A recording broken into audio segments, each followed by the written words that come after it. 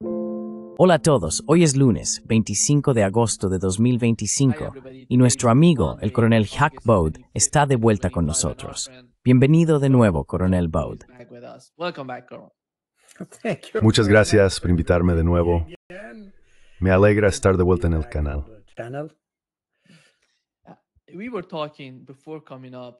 Estábamos hablando antes de salir en directo sobre la situación en Gaza y la forma en que los europeos, especialmente la gente en Francia, la están discutiendo.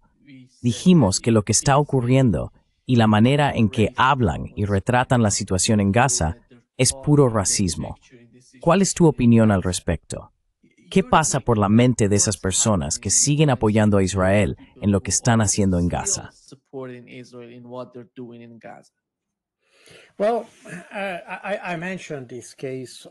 Bueno, mencioné el caso de esta señora, es periodista, y dijo en la televisión que el valor de un bebé palestino es inferior al de un bebé israelí, hablando sobre Gaza.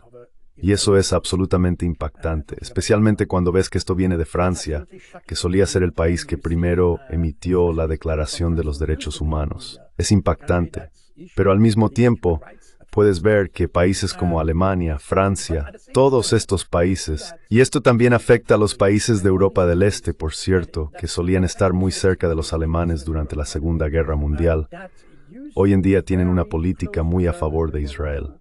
Probablemente están intentando compensar. No lo sé.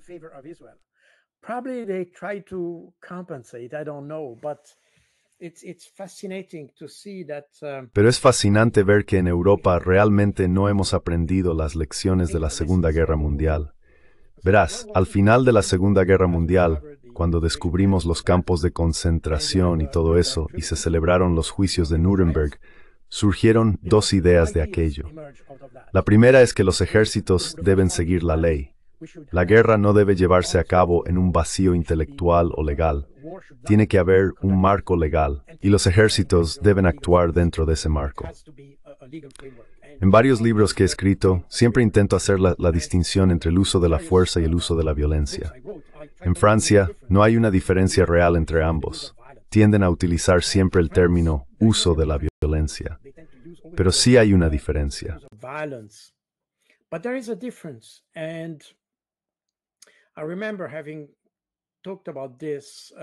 Recuerdo haber hablado de esto. En la doctrina estadounidense, hay una diferencia entre el uso de la fuerza y el uso de la violencia. La violencia es algo que no está controlado. Es cuando simplemente luchas al azar. Eso es lo que hacen los israelíes.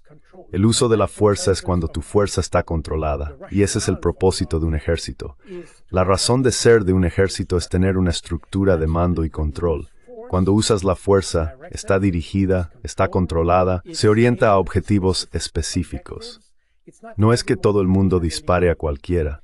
Por eso en los estados modernos tenemos ejércitos nacionales, precisamente para tener una estructura de mando que permita hacer el uso más eficiente y eficaz de la fuerza. No tenemos un sistema en el que todo el mundo tenga un arma y simplemente dispare por ahí.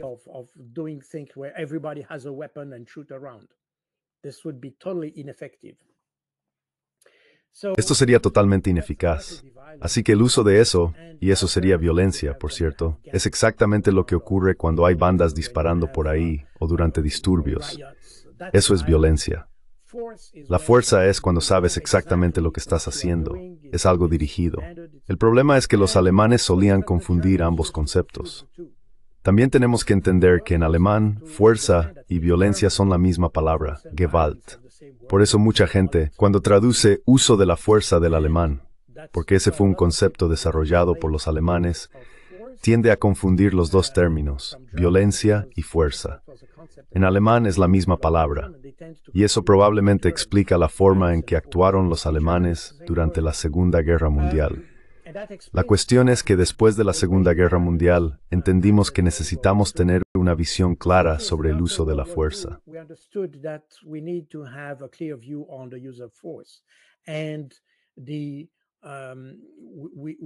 Y debemos tener responsabilidad y rendición de cuentas, por ejemplo. De ahí surge el derecho internacional humanitario, o lo que solíamos llamar el derecho de la guerra. Porque ese es el propósito, hacer que las personas sean responsables de lo que hacen. Y no hay excusa para no rendir cuentas por algo.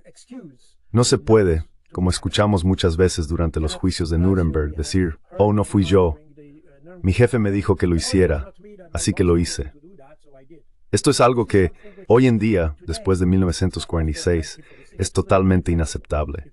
No puedes esconderte detrás de una orden. Y eso es algo que se aplica a todos los ejércitos modernos. Todo soldado tiene derecho a negarse a cumplir una orden que vaya en contra del derecho internacional humanitario. Si recibes la orden de disparar, por ejemplo, a niños, a bebés, a mujeres o a civiles desarmados, cosas así, tienes la obligación de negarte.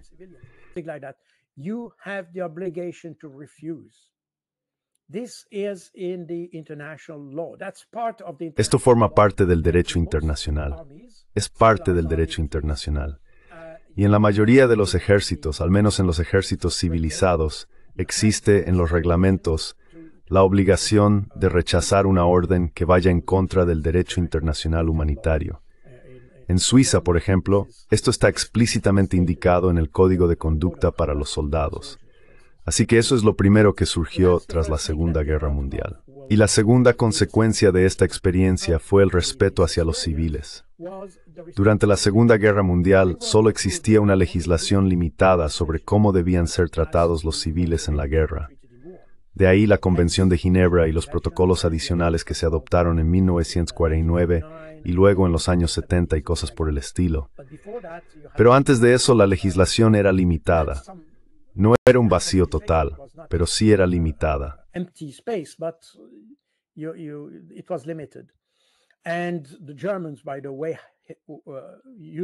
Y los alemanes, por cierto, solían escudarse en esto diciendo, bueno, no teníamos legislación, cuando el sentido común y un sentido de humanidad deberían haber guiado su comportamiento.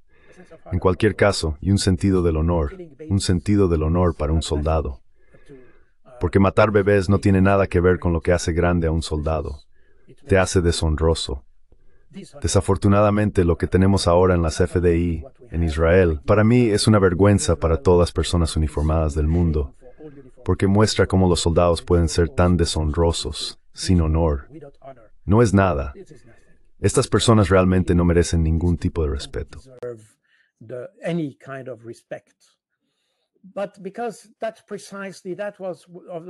Pero porque precisamente esa fue una de las dos lecciones de la Segunda Guerra Mundial. Ahora, es interesante que desde octubre de 2023, por supuesto, ha habido una gran crítica contra Israel y las fuerzas de defensa de Israel. Y quiero decir, eso fue principalmente, y creo que para la mayoría de la gente en Europa, no estaban en contra de los judíos como tales. Estaban muy en contra de Israel, y ni siquiera en contra de Israel, sino en contra del comportamiento israelí. Y creo que cuando podías ver y hablar con la gente sobre lo que estaba ocurriendo en Gaza, hablo de octubre de 2023 y principios de 2024, era muy presente esta idea de que el comportamiento no era correcto.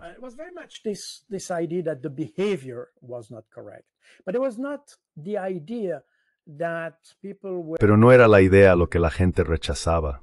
Quiero decir, no eran los judíos ni la religión, no tenía relación con eso. Pero hay una distorsión que fue introducida por los propios judíos, especialmente en Francia, donde aparentemente está la comunidad judía más grande de Europa. No lo he verificado, pero creo que es cierto, así como también la comunidad musulmana más grande, por cierto. Esto significa que en Francia las tensiones son muy fuertes, especialmente porque la compasión por los palestinos es muy fuerte en Francia, ya que hay muchos musulmanes, muchos argelinos, y Argelia, como sabes, es un país que apoya a los palestinos de manera muy activa.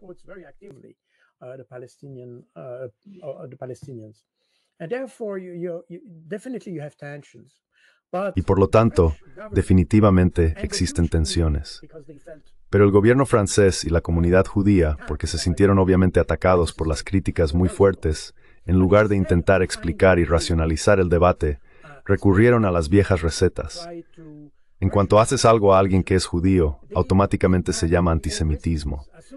Quiero decir, atropellas a alguien con tu coche, hieres a un tipo en la calle y resulta que es judío. Si él dice que lo hiciste por antisemitismo, entonces ya está, ¿ves? Y esta es esa vieja receta que es extremadamente perversa. Y eso es lo que hizo la comunidad judía, diciendo que ser antisionista es ser antisemita.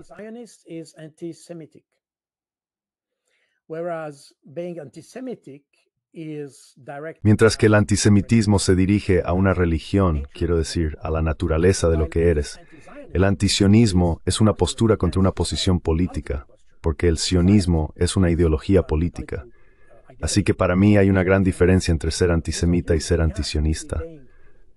Por cierto, también existen sionistas cristianos.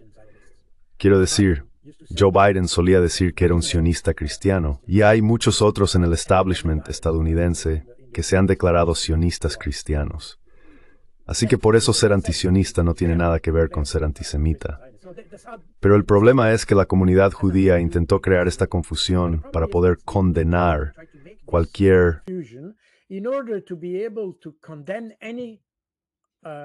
Podemos decir que el sionismo es una combinación de nacionalismo y racismo.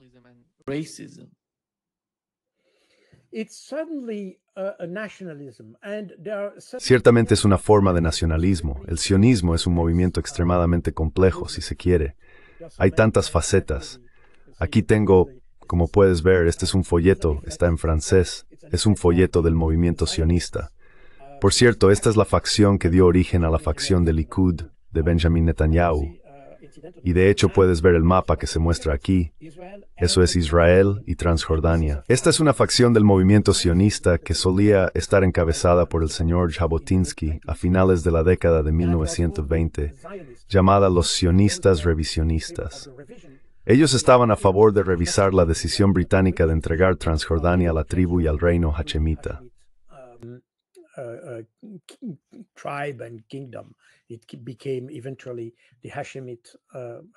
Eventualmente se convirtió en el reino hachemita de Jordania. Y para presionar a los británicos a revisar esta donación y esta decisión, Jabotinsky creó la idea del revisionismo. Pero el sionismo es esencialmente un movimiento nacionalista. El problema es que en lo que respecta a la ocupación de Israel, también es un movimiento que se originó en Europa, no se originó en Oriente Medio. Y Jabotinsky, como la mayoría de la gente, quiero decir, probablemente la mayoría de los israelíes en Israel no tienen absolutamente ningún vínculo con Oriente Medio. Y por eso la investigación de ADN en Israel es un tema extremadamente delicado, porque si intentas rastrear el ADN, encontrarás algo distinto a raíces en Oriente Medio, a pesar de lo que la mayoría dice sobre los 2000 años y todo eso.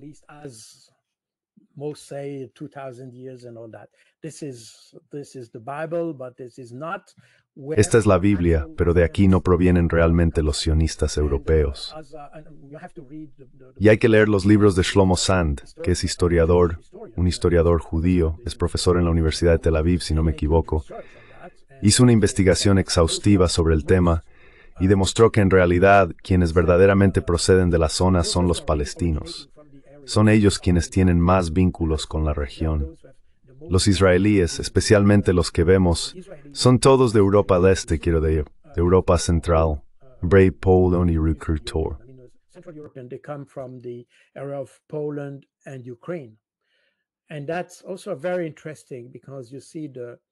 Y eso también es muy interesante porque cuando comparas los dos conflictos, verás que hay muchas similitudes entre ellos, ya que el comportamiento y la mentalidad son muy parecidos. Y esta es una mentalidad, nota bene, que en Ucrania siempre existe este tipo de ambigüedad entre, llamémoslos ultranacionalistas para ser educados y evitar cualquier problema con YouTube, y los judíos. Cuando los rusos hablaban de neonazis y todo eso, la gente decía, no es posible porque Zelensky es judío. Pero sin embargo existe el tipo de Srdstemithvord. Y ahora vemos en Israel que el comportamiento es muy similar.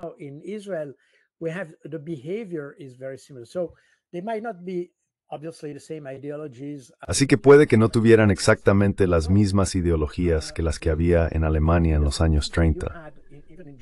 Aunque en los años 30, incluso en Alemania, es muy importante hacer la distinción entre sionistas y judíos. Los sionistas en Alemania, a principios de los años 30, estaban a favor del nuevo partido que llegó al poder en 1933, porque la política de ese partido era precisamente expulsar a todos los judíos. Y ese era el mismo objetivo que tenían los sionistas, porque querían ocupar Palestina. Y Palestina en ese momento estaba ocupada por los británicos, que solían ser los competidores, o si podemos llamarlo así, los enemigos de Alemania. Es decir, para resumir la historia, hubo mucha, digamos, cooperación entre los sionistas y el poder en Alemania. Ahora bien, también había en Alemania judíos que eran llamados asimilacionistas.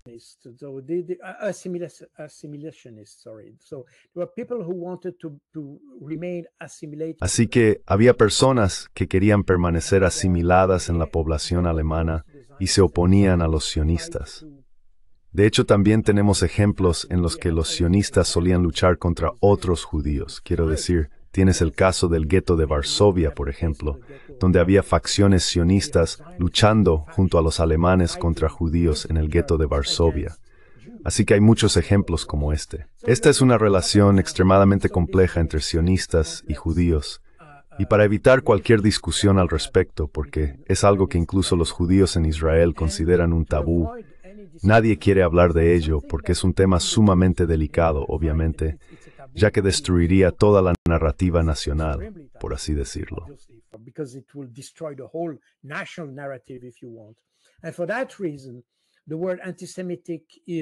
Y por esa razón, la palabra antisemita también se utiliza para definir a quienes son antisionistas.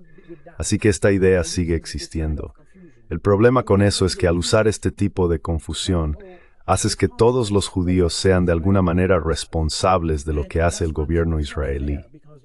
Y eso no es justo, porque hay muchos judíos que se oponen a eso, especialmente en nuestros países. Ellos se oponen a la política del gobierno israelí. Pero cuando empiezas a calificar cualquier oposición a Netanyahu o a lo que hace Israel como antisemita, entonces pones a todos los judíos en el mismo grupo, y por lo tanto haces que los judíos honestos, sean responsables o tengan una responsabilidad central de lo que ocurre en Israel. Y eso es algo muy extraño, pero es una forma de evitar la discusión sobre Israel.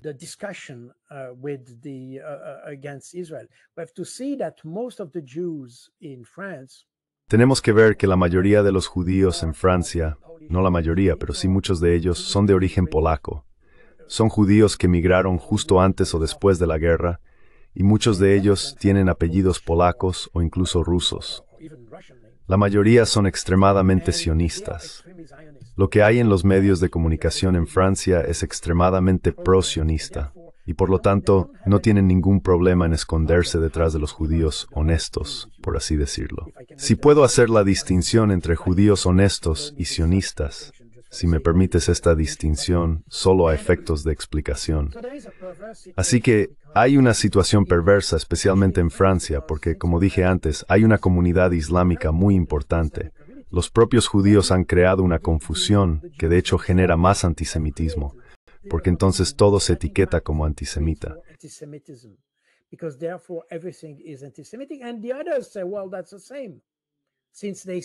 Y los demás dicen, bueno, es lo mismo. Como los propios judíos dicen que ser judío es lo mismo que ser sionista. Entonces nosotros...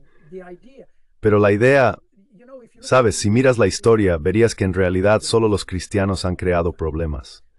Durante siglos, judíos y musulmanes vivieron perfectamente bien en toda la zona del Mediterráneo. En Irán, por ejemplo, que es un caso ejemplar, por cierto, donde esas dos comunidades convivían pacíficamente. Y tienes, y creo que lo mencionamos en tu canal, incluso soldados judíos sirviendo en el ejército iraní, lo cual es bastante único porque eso no ocurre en los países árabes. Pero eso demuestra que musulmanes y judíos siempre han vivido muy pacíficamente donde estaban juntos. Cuando introduces a un cristiano en eso, ahí empieza el problema.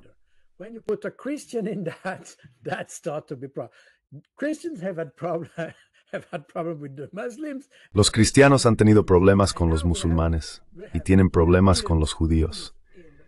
Y ahora tenemos judíos europeos en Oriente Medio, y ellos son el problema, porque los que están en Israel son totalmente diferentes de los que solían vivir, crecer y tener sus raíces en el resto de Oriente Medio.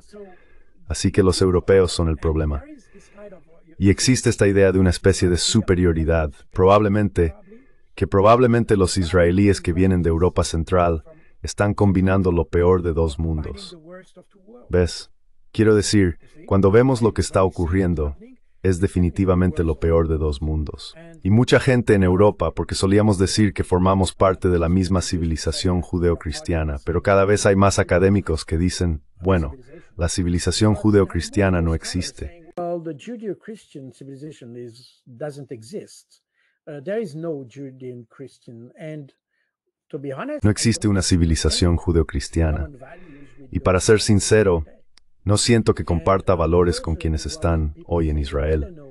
Me siento más cercano a lo que la gente llama la sociedad heleno-cristiana, que proviene de los griegos, una combinación de la civilización griega que influyó en la civilización romana y más tarde, por supuesto, en la civilización europea en general. Así que decir civilización helénico-cristiana probablemente sea más preciso para definir la manera en que los europeos cristianos entienden y ven el mundo, la llamada, como dicen los alemanes, Weltanschauung. Eso significa que la forma de entender el mundo probablemente se acerque más a esto, en lugar de la idea artificial, que por cierto es bastante reciente, de civilización judeocristiana. which is, by the way, rather recent, of Judeo-Christian. And I could have accepted that as long Y podría haber aceptado eso mientras no viera lo que está ocurriendo en Israel. no common points with those people. Y veo allí que no tengo ningún punto en común con esa gente. And I think Definitivamente no. Y creo que mucha gente está empezando a pensar así. Pero por supuesto el problema de eso, el problema de fondo, es que crea una mayor brecha o amplía la brecha entre las comunidades religiosas, algo a lo que cuando era joven nadie prestaba atención. Quiero decir, me criaron con la idea de que debíamos tener, nací bastante después de la Segunda Guerra Mundial, pero aún así la cultura familiar, la educación que recibí, era tener compasión por los judíos. Y debíamos abstenernos de hacer distinciones entre religiones y que todos somos iguales. Simplemente tienen diferentes formas de pensar. Y bueno, ya sabes todo eso. people have different ways of thinking, and I mean, you know all that. So this idea of true equality. And, Así que esta idea de la verdadera igualdad, me criaron así, y he vivido mi vida intentando verlo de esa manera. to be honest, I Pero hoy, siendo honesto, cuestiono todo eso porque me pregunto, ¿teníamos la imagen correcta? did we have the right to be? ¿Realmente entendíamos las cosas como eran? ¿O mi educación se basó en un mundo ideal y el mundo real es el que vemos hoy? Así que creo que es una pregunta muy importante que probablemente deberíamos plantear. Y los israelíes probablemente deberían reflexionar sobre ello, porque creo que lo que está ocurriendo hoy en Gaza, y cuando escuchas exactamente lo que dije antes, que el valor de un bebé palestino se considera inferior al de un bebé israelí, ¿en qué tipo de mundo estamos viviendo? What is the kind of ¿Ves?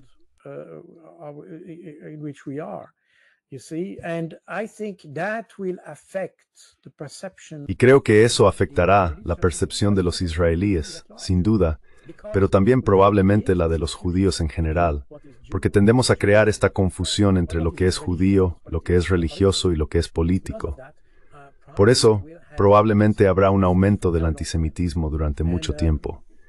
Y es interesante, porque el embajador de Estados Unidos en Francia acaba de escribir una carta a Emmanuel Macron hace un par de días para criticar la política francesa, diciendo que están promoviendo el antisemitismo o que no hacen lo suficiente para combatirlo. Es irónico. Quiero decir, la política llevada a cabo por el gobierno francés probablemente de hecho esté promoviendo el antisemitismo, pero no por la misma razón que sugiere Estados Unidos, no porque impida cualquier crítica a Israel. Not because it prevents any criticism of Israel. I would suggest that if we would allow the criticism, Yo sugeriría que deberíamos permitir la crítica a Israel, no para atacar a los judíos por ser judíos.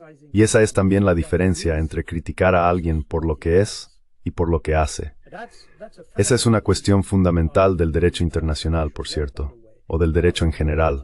Puedes condenar a alguien por lo que hace, pero no por lo que es. La confusión que hacemos entre judío, judía y sionista genera precisamente esta confusión. Por lo tanto, creo que la mayoría de la gente está en contra de los israelíes por lo que hacen, no por lo que son. Y como tendemos a meterlo todo en la misma categoría, de hecho, al abordar el problema de manera incorrecta, y de nuevo, siempre es lo mismo, porque se malinterpreta el problema, entonces se obtiene la solución equivocada. Siempre es así. Then you have the wrong solution. There's always that. The way you understand the problem indicates. La forma en que entiendes el problema indica o guía la manera en que lo resuelves. Y ese es precisamente el problema del gobierno francés. Querían ser complacientes con los judíos y por lo tanto aceptaron esta idea de que se puede fusionar sionismo, antisionismo, antisemitismo y todo eso. Como resultado, tienes, creo que un acto puramente antisemita debería ser castigado. Bueno, el antisionismo depende. Cuando es violento debería ser castigado. Por supuesto, estamos hablando de algo racional aquí. Pero cuando se trata de antisionismo, cuando se trata de criticar el sionismo o la política, o incluso de hacer manifestaciones contra el sionismo, creo que eso no debería ser castigado, porque forma parte de la libertad política y de pensamiento, y todo eso.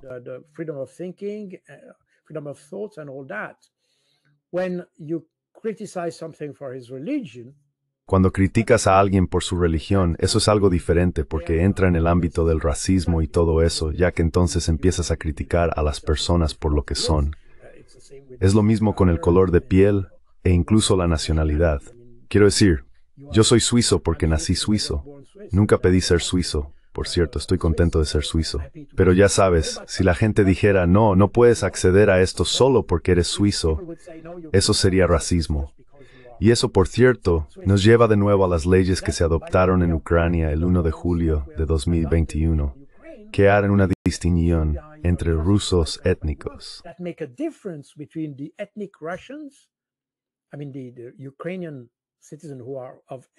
Quiero decir, los ciudadanos ucranianos de origen ruso étnico, frente a los que tienen otro origen, tienen derechos diferentes. Y aquí de nuevo, estamos exactamente en la misma situación. Por eso ves, puedes decir que Zelensky es judío. Pero la realidad es que las leyes que se han adoptado en Ucrania son similares, no exactamente iguales, pero similares, a las que usaron los alemanes en 1945, que se llamaban las leyes de Nuremberg, que establecían una distinción entre ciudadanos alemanes de origen judío y ciudadanos alemanes de otro origen. Y tenemos exactamente lo mismo, probablemente con algunos matices y diferencias. Pero la realidad es que se hace una distinción basada en lo que eres y no en lo que haces. Y ese es el problema fundamental que debe abordarse.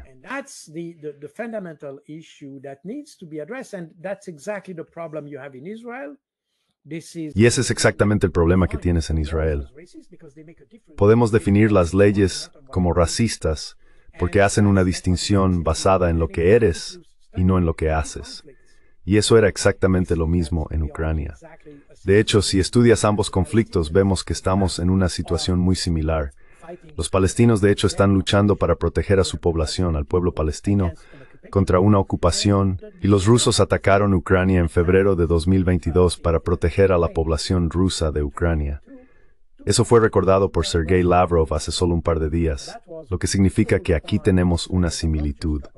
Los rusos por un lado, los palestinos por el otro, ambos luchando para proteger a una población contra otra población que intenta ejercer poder violento sobre una minoría.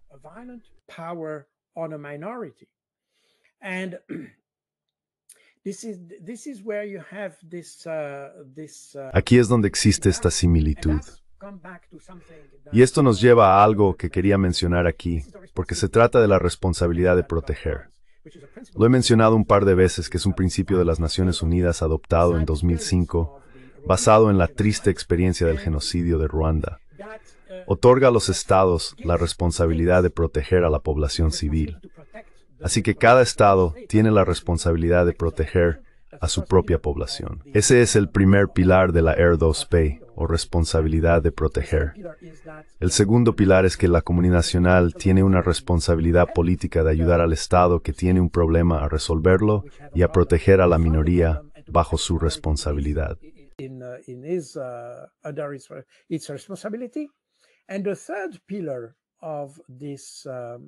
Y el tercer pilar de esta responsabilidad de proteger es que si el Estado no es capaz de proteger a su propia población, y si la comunidad internacional, como en el caso de las resoluciones de la ONU destinadas a proteger a los palestinos y los territorios ocupados en Palestina, no es capaz de hacer cumplir la protección de los civiles, entonces existe el derecho a intervenir.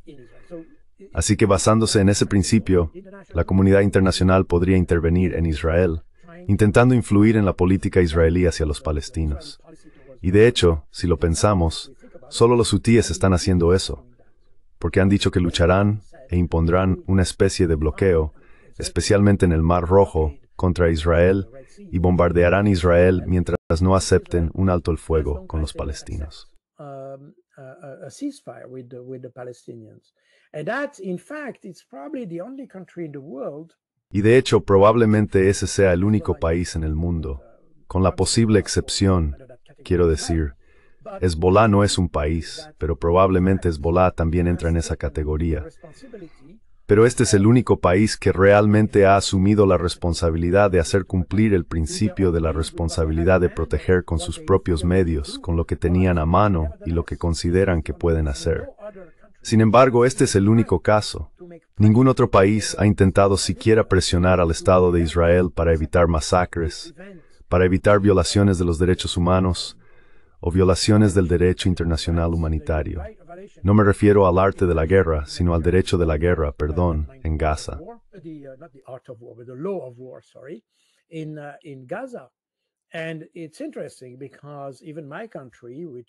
Y es interesante porque incluso mi país, que es el Estado depositario de la Convención de Ginebra, ha aplicado algo así como más de 3.500 sanciones contra Rusia.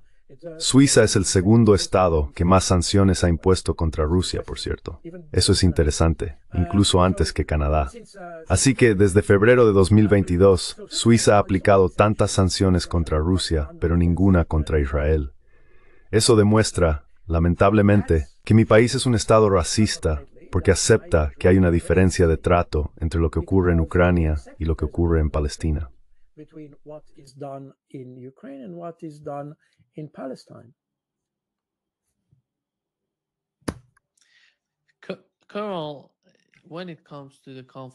Coronel, en lo que respecta al conflicto en Ucrania, vemos que los ucranianos están utilizando drones para atacar una de las refinerías de petróleo más importantes de Rusia. Y tuvimos al vicepresidente de Estados Unidos, J.D. Vance, hablando sobre cómo Estados Unidos no cree que el conflicto en Ucrania se resuelva de la noche a la mañana, pero espera que la paz se logre a más tardar en 6 meses. ¿Cree usted en el plazo del que él habla, esos 6 meses? Donald Trump llegó. Fue elegido diciéndonos que iba a poner fin al conflicto en 24 horas. Y después de más de 6 meses en el poder, aún no ha pasado nada.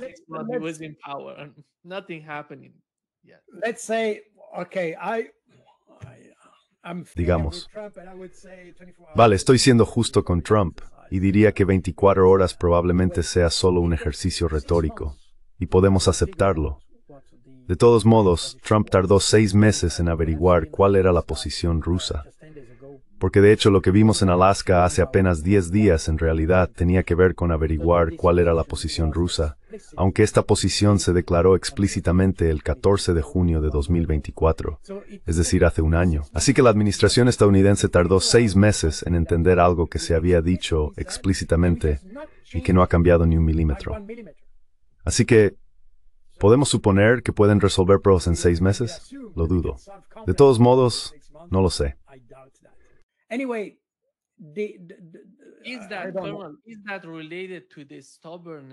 Eso está relacionado con la terquedad del gobierno actual para entender lo que está ocurriendo.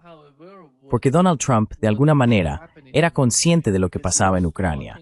Hablaba de ello incluso antes de ser elegido. Nos mostraba algún tipo de señales de que comprendía lo que estaba sucediendo. Pero ya no es así, en mi opinión. No,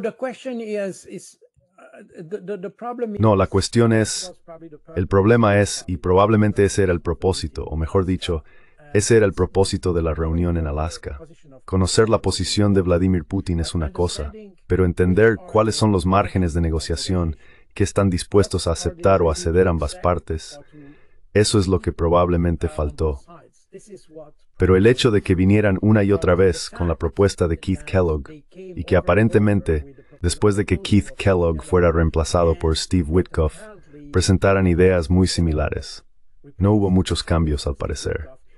Así que eso significa que ni siquiera han entendido la postura más básica de los rusos. They haven't even understood the very basic stance of the Russians. And that's probably why Trump needed. Y probablemente por eso Trump necesitaba una discusión cara a cara con Vladimir Putin para poder entender de primera mano cuál es la posición rusa y saber qué están dispuestos a conceder o no los rusos.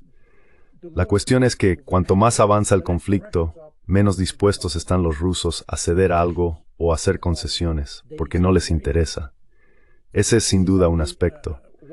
Así que no tengo una bola de cristal para predecir el futuro, y no sé si llevará 6 meses. Mi opinión es que probablemente llevará más tiempo.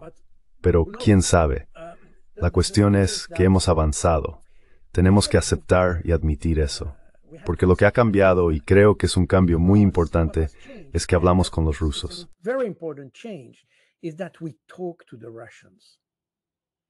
And this is probably this kind of. Y probablemente este es el tipo de instinto de Donald Trump para entender, probablemente porque es su manera de hacer negocios, no lo sé. Pero él entiende que, para comprender a alguien, necesitas hablar directamente con las personas y captar su esencia. Y eso ya es algo.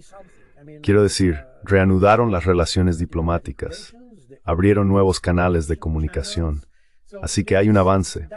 Y probablemente este primer paso que los europeos no pudieron dar fue posible gracias a la administración Trump, lo cual es un gran avance. Probablemente fue el más difícil, porque una vez que entiendes que puedes dialogar, entonces suceden muchas cosas. Y hemos avanzado en el sentido de que hoy en día nadie habla ya de la adhesión de Ucrania a la OTAN. Today, nobody talks about NATO membership for Ukraine anymore. This is off the table. Esto está descartado. Todo el mundo entiende que de alguna manera Ucrania tendrá que aceptar la pérdida de territorios. Creo que eso también es algo a tener en cuenta. Así que tenemos un par de cuestiones de cara al futuro. Y también está el tema del alto el fuego, que Ucrania quería absolutamente, al igual que los europeos. Pero hemos visto durante el ejercicio de mesa redonda que se celebró en la Casa Blanca la semana pasada que cuando Friedrich Merz y otros sacaron el tema del alto el fuego, Trump lo desestimó. Dijo, bueno, creo que la mejor manera es ir directamente a un proceso de paz en lugar de un alto el fuego que no funciona. A peace process rather than a ceasefire that doesn't work. Meaning that, in fact, Es decir, de hecho, se ha hecho mucho, al menos a nivel intelectual, al más alto nivel en Estados Unidos. Y dado que Ucrania es una guerra por poderes entre Estados Unidos y Rusia, y vemos que los europeos básicamente no tienen los recursos, los medios, la imaginación, ni la iniciativa para contrarrestar lo que Donald Trump propone o hace, podemos suponer que estamos en el camino correcto. Sin embargo, obviamente, hay muchas cosas que deben hacerse una vez que se ha aceptado el principio de ceder territorio. Hay muchas cuestiones relacionadas con eso. Evidentemente, ni siquiera estoy hablando de dónde va la línea de demarcación. the delineation line goes. I mean, whether it's a front line or the contact line. Quiero decir, ya sea la línea del frente, la línea de contacto o las fronteras administrativas de las 4 regiones, todo eso necesita resolverse. Pero hay otros asuntos, como el reconocimiento de eso de facto, de jure y demás. Así que aquí hay mucho trabajo por hacer. Y dado que no estamos hablando de la adhesión a la OTAN, debe haber algo que satisfaga a los ucranianos en su lugar. Por lo tanto, surge el tema de las garantías de seguridad y todo lo relacionado. Creo que este es probablemente uno de los problemas más incomprendidos de toda la historia, porque los europeos entienden estas garantías de seguridad como una especie de alternativa a la OTAN. Y eso definitivamente no es lo que entienden los rusos. And that's definitely not what the Russians understand. And to better. Y para explicar mejor, o de forma más clara, mi argumento, diría que cuando Suiza se volvió neutral en 1815, fue justo después del colapso del Imperio francés. La pequeña Suiza, en el centro de Europa, quería ser neutral, y las grandes potencias que la rodeaban en ese momento, Prusia, Alemania, los británicos y Rusia es especialmente importante, decidieron, porque vieron que tenían un interés en que existiera un Estado neutral en esa posición concreta de Europa. Suiza es el centro de Europa, un punto de conexión en Europa, y por eso todas estas potencias comprendieron su propio interés en que hubiera un Estado neutral allí, y así se unieron para garantizar el estatus de neutralidad de Suiza.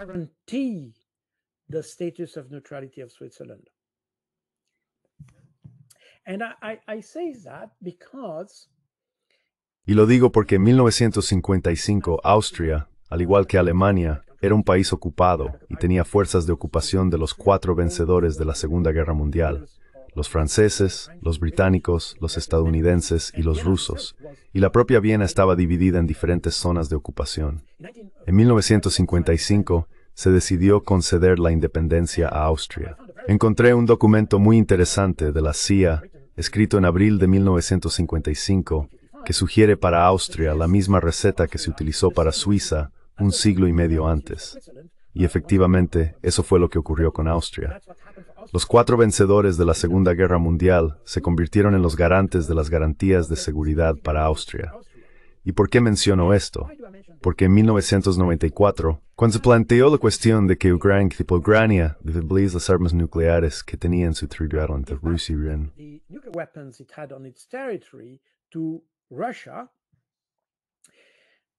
que por cierto eran rusos. Eran rusos, por cierto, hubo algún problema con eso. Sí, eran soviéticos, sin duda. Pero luego surgió un problema con la propiedad. Y ese fue un tema que entre 1991 y 1994 se debatió mucho sobre quién era realmente el propietario, aunque los ucranianos no tuvieran las capacidades técnicas ni los medios para utilizar esas armas. No tenían la capacidad de mantenimiento, no tenían la capacidad de mando y control, no tenían los sistemas de reconocimiento ni de guiado por satélite, y así sucesivamente. Sin embargo, la cuestión de la propiedad seguía en discusión. No obstante, Ucrania aceptó, bajo presión estadounidense, por cierto, entregar esas armas a Rusia, porque Rusia era el firmante del Tratado de No Proliferación.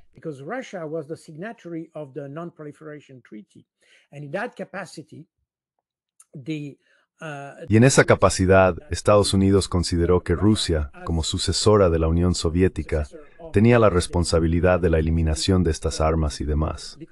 Por lo tanto, Estados Unidos presionó a Ucrania para que devolviera estas armas a Rusia.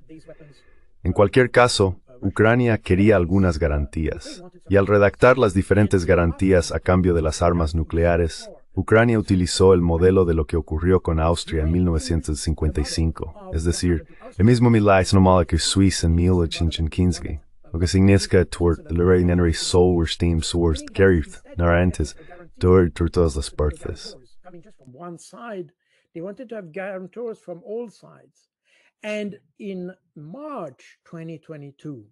Y en marzo de 2022, cuando Ucrania, o Zelensky, pidió a los rusos llegar a un acuerdo de paz, por cierto, para resolver el conflicto, en el borrador que los ucranianos presentaron a los rusos, utilizaron exactamente la misma idea, tener garantes provenientes de todas las partes, con la idea de que si hay un problema con la integridad territorial de Ucrania, todos los garantes deberían sentarse juntos y resolver el problema primero políticamente y, si fuera necesario, por la fuerza. Pero tenían que sentarse y hacerlo juntos, y creo que fue una propuesta muy inteligente por parte de los ucranianos en ese momento, y creo que los rusos estaban muy satisfechos con esa solución. Y eso es lo que los rusos querrían tener hoy. El problema es que hay personas como Emmanuel Macron o Friedrich Maynard, ellos no entienden esto, porque no comprenden la mentalidad.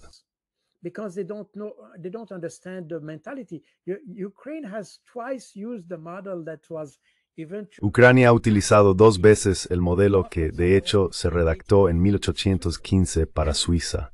Y el problema es que Emmanuel Macron siempre ve la relación en términos de un equilibrio de fuerzas. Ese es el problema. Por lo tanto, siempre proponen enviar tropas y cosas por el estilo, y es muy confrontativo. La idea de los rusos, y en el borrador que finalmente fue descartado debido a la intervención de Boris Johnson y de los franceses y alemanes, por cierto, en abril de 2022, Esta idea de tener un grupo de garantes provenientes de todas las partes es algo que va exactamente en línea con la idea rusa, e incluso diría soviética, de la seguridad mediante la cooperación en lugar de la seguridad mediante la confrontación. Creo que es un concepto muy interesante y de hecho lo mencionamos. In fact, we mentioned that. I think I have mentioned that on your channel. I don't remember. Probably I did. Creo que ya lo he mencionado en tu canal. No lo recuerdo. Probablemente sí.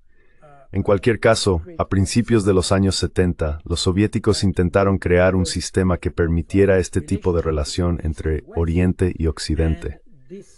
Y este sistema evolucionó hasta convertirse en la Conferencia sobre la Seguridad y la Cooperación en Europa, que hoy en día es la Organización para la Seguridad y la Cooperación en Europa. Pero fíjate en las dos palabras, seguridad y cooperación. Y eso se creó por iniciativa de los soviéticos a finales de los años 60 y principios de los 70. Y creo que la idea de los rusos es que la arquitectura de seguridad en Europa no puede funcionar con un sistema de confrontación como el que tuvimos durante la Guerra Fría. A confrontation system as we had during the Cold War. That means the Warsaw Pact on one side and the NATO on the other side. Eso significa el Pacto de Varsovia por un lado y la OTAN por el otro, ambos vigilándose mutuamente y luchando si llegara a ocurrir. La idea era, desde que el Pacto de Varsovia se disolvió en 1991, tener una organización mucho más amplia, probablemente basada en la OSCE, por cierto, que incluyera a todos, digamos, trabajando juntos. De ahí surge toda la idea de la indivisibilidad de la seguridad, que los rusos han mencionado muchas veces, y que ha estado presente en muchos tratados internacionales, incluida la Declaración de Astana de 2010, que dice que no se puede tener seguridad propia a expensas de la seguridad del vecino.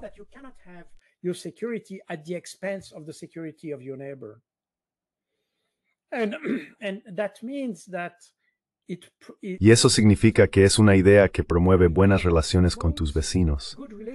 Seguridad mediante la cooperación en lugar de seguridad mediante la confrontación.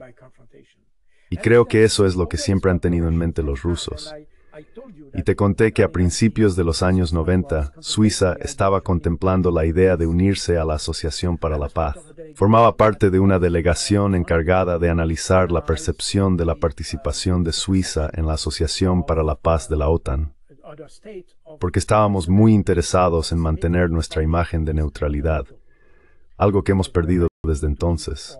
Pero esa es otra historia. Something we have lost since then, but this is another story. In any case, at that time, we were very keen to keep this image of neutrality. En cualquier caso, en aquel momento, estábamos muy interesados en mantener esa imagen de neutralidad, y por lo tanto exploramos con varios socios y actores cómo percibirían la neutralidad suiza si entráramos en la Asociación para la Paz.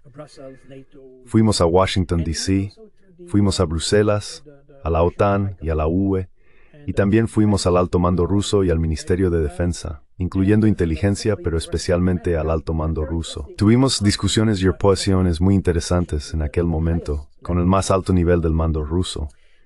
Ellos mencionaban esta idea de seguridad mediante la cooperación, porque se dieron cuenta de que la OTAN estaba obsoleta.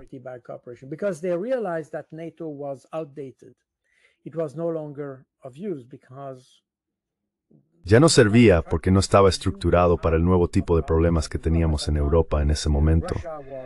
Rusia estaba completamente en caos. Intentaba reconstruirse sobre nuevos principios y todo eso. Por supuesto, Rusia estaba muy interesada en desarrollar una relación constructiva con Occidente.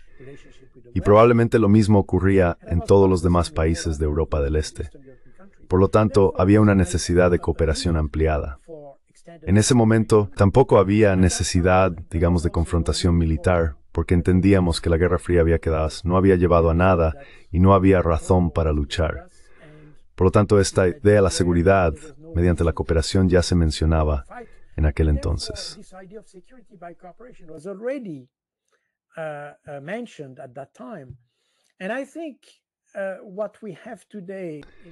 Y creo que lo que tenemos hoy en día, en cuanto a garantías de seguridad, o lo que podríamos tener como garantías de seguridad para Ucrania, podría estructurarse en torno a esta idea y basarse en lo que los propios ucranianos propusieron en 2022. En mi opinión personal, sería una buena idea. Pero el problema es que en Europa la gente tiende a confundir las garantías de seguridad con la OTAN o con las fuerzas de paz, que es algo ligeramente diferente. Por cierto, si se quiere tener fuerzas de paz en Ucrania, pueden ser de cualquier país excepto de los europeos, porque los europeos forman parte del conflicto. Y un pacificador, por definición, y solo les recuerdo que yo fui jefe de política y doctrina de las operaciones de mantenimiento de la paz de la ONU en Nueva York. Operations in New York, but the issue. Y la cuestión del mantenimiento de la paz requiere que seas neutral, imparcial y que no estés sujeto a ninguna influencia política. Básicamente diría que si se quieren desplegar fuerzas de paz en Ucrania, desde luego no serían tropas francesas, británicas o alemanas. Podrían ser, por ejemplo, tropas brasileñas, podrían ser pakistaníes o indios. Estos países están muy interesados en proporcionar fuerzas de paz en todo el mundo, y podrían venir de estos países, que cuentan con ejércitos muy competentes, muy capaces, y que además tienen experiencia en misiones de paz. Así que esa sería la solución. Pero eso no es lo que ven los franceses. Siguen teniendo esta idea de desplegar tropas en Ucrania y cosas por el estilo. Esto demuestra que Occidente, y especialmente Europa, no solo no tiene ninguna estrategia, sino que ni siquiera tiene un concepto sólido de lo que quieren hacer.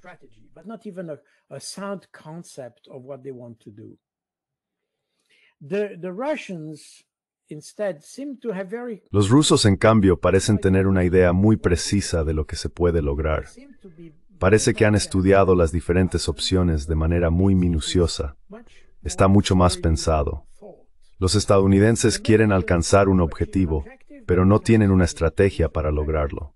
Y como dije antes, nosotros estamos un paso más allá porque Trump quiso abrir la puerta a los rusos. Y creo que eso es un buen paso. Pero el problema es que no tiene ningún concepto de cómo avanzar. Simplemente abrió la puerta y ahora no sabe qué hacer. Ese es el problema de la administración Trump. Los europeos es peor porque no querían abrir la puerta. La puerta está abierta, ellos no la querían y ahora no saben qué hacer.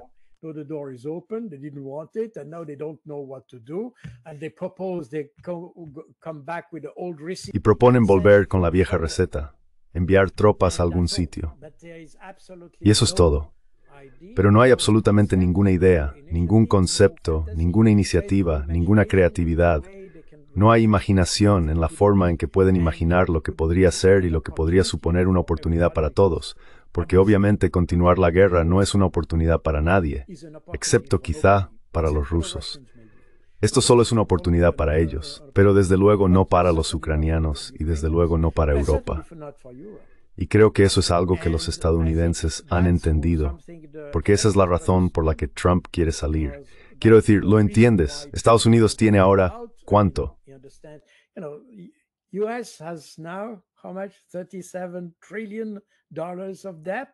37 billones de dólares de deuda.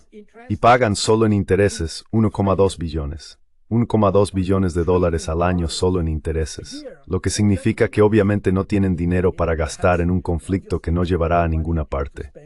Y por eso quieren salir de él. Y entienden que no hay absolutamente ninguna oportunidad en continuar el conflicto. Para los europeos, ellos no han asumido el coste de la guerra. Por lo tanto, para ellos los europeos, querían que los estadounidenses lucharan por ellos, que los ucranianos lucharan por ellos, pero ellos no hacen nada. Simplemente vaciaron sus viejos almacenes y enviaron equipamiento que ni siquiera funcionaba. Lo enviaron a Ucrania.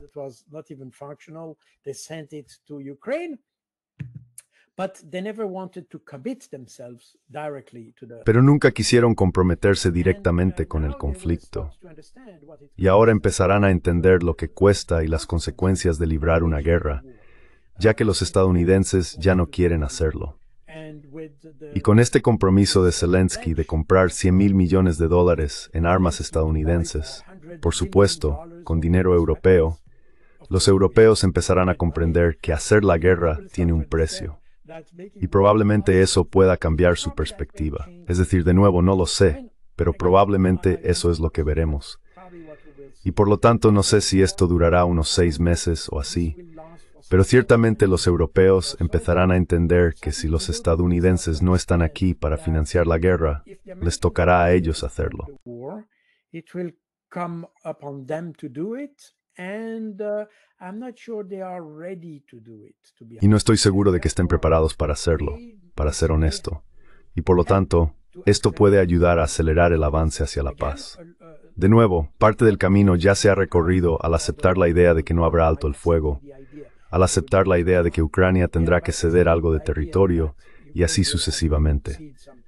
Se ha hecho algo de trabajo hasta ahora. Ahora, los europeos solo necesitan darse cuenta de que si los estadounidenses se retiran, die Wetterman behören sauer triflal, y probablemente son en seno de Tribunal, en ismi paz de algoritmani. Sí, muchísimas gracias, Carmel, por acompañarnos hoy. Un verdadero placer, como siempre. That was my pleasure. Thank you very much for inviting me. Fue un placer por invitarme. Gracias.